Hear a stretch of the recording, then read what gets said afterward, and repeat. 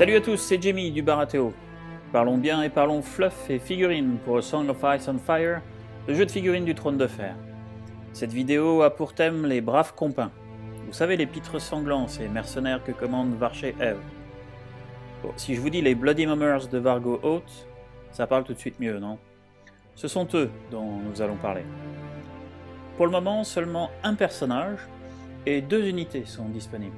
Varché Èvre, que voici, que l'on retrouve dans la boîte d'extension de Héros Neutre 2, et 2 unités, les pitres sanglants à pied, et une cavalerie légère montée sur Zékion. Le Zékion, c'est l'animal très proche du zèbre. Alors qui sont-ils? Les pitres sanglants, ou les braves compins, comme il faut les appeler sous peine de mort, sont en fait une compagnie de mercenaires venus d'Essos.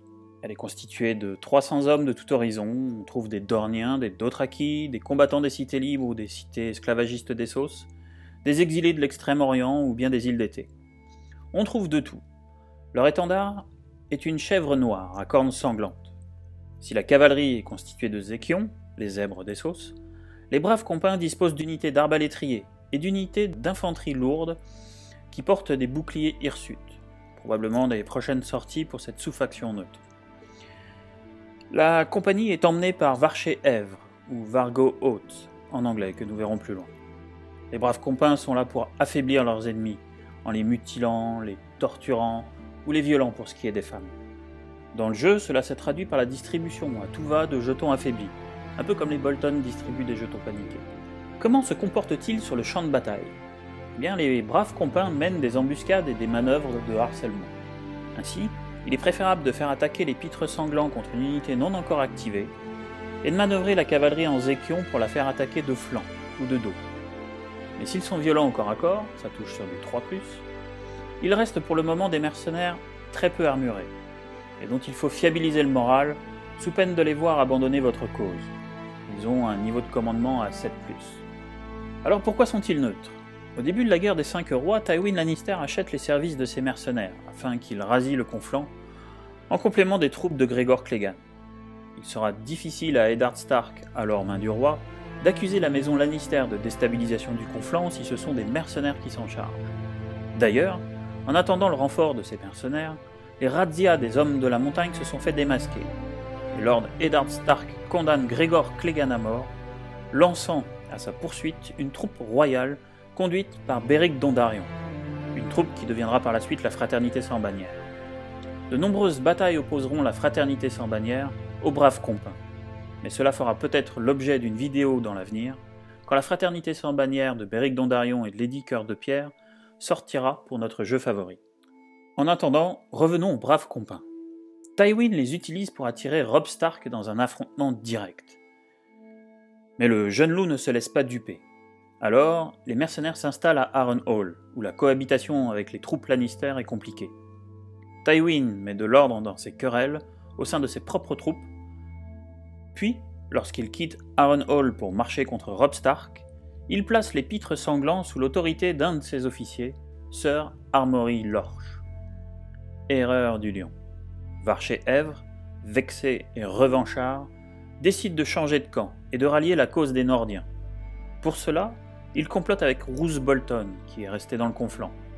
À eux deux, ils massacrent la garnison Lannister d'Harrenhal, et Roose Bolton fait de Varché Èvre le seigneur d'Harrenhal. Lors d'une razzia, les hommes de Varché Èvre capturent Jaime Lannister et Brienne de Tors, alors en cavale vers Port-Réal.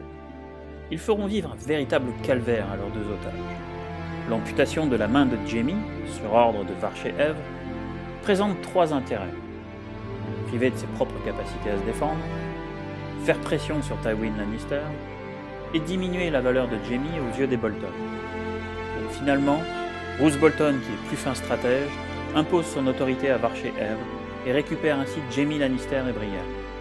Avec Jaime Lannister en otage, Roose Bolton négocie son ralliement à la cause Lannister et organise secrètement avec Walder Frey le massacre des Nordiens lors des Noces pourpres. À l'issue de ce complot réussi, Roose Bolton sera fait gouverneur du Nord par le roi Joffrey. Dès lors, les pitres sanglants deviennent gênants pour tout le monde, et Tywin ordonne à Gregor Clegane de les éliminer, ce qu'il fera avec un cruel plaisir. et Varchet-Èvre dans le jeu. Il existe deux versions de Varchet-Èvre dans le jeu. Sa version l'Estropieur, à 3 points, il offre Vicieux et affaiblit l'unité engagée si elle rate un test de panique. En tant que général, Varchet, la chèvre d'Ironhall, donne l'affiliation Brave Compagnon à l'unité dans laquelle il prend place. Elle devient alors intimidante. Vous savez, exactement la même capacité que Tywin Lannister, permettant à longue portée d'affaiblir une unité ennemie lors de son activation. Respectant tout ce fluff, les cartes tactiques de Varchet-Èvre sont assez synergiques avec celles des Bolton et surtout avec celles des unités des Braves Compagnes. On y trouve l'infamie de l'Estropieur, il s'agit ici de faire subir un test de panique à une unité affaiblie, les astuces d'Épître, qui permettent de placer un jeton vulnérable ou affaibli sur une unité, sous condition de test de morale raté, et agression impitoyable, qui permet de renforcer une unité alliée qui attaque un ennemi affaibli. Sachez, pour être complet sur Varchet-Èvre, qu'il porte un aume en acier noir, à la forme d'une tête de chèvre, ainsi qu'une chaîne au cou constituée de pièces de métal de toute forme et de toute taille, originaires des différentes contrées où il a combattu. Il monte un Zéchion, ce qui nous laisse présager d'une version ultérieure que l'on pourra attacher à une unité de cavalerie. Et voilà donc pour cette fois, donc bonne lecture, bonne peinture et bon jeu à vous tous, bye bye.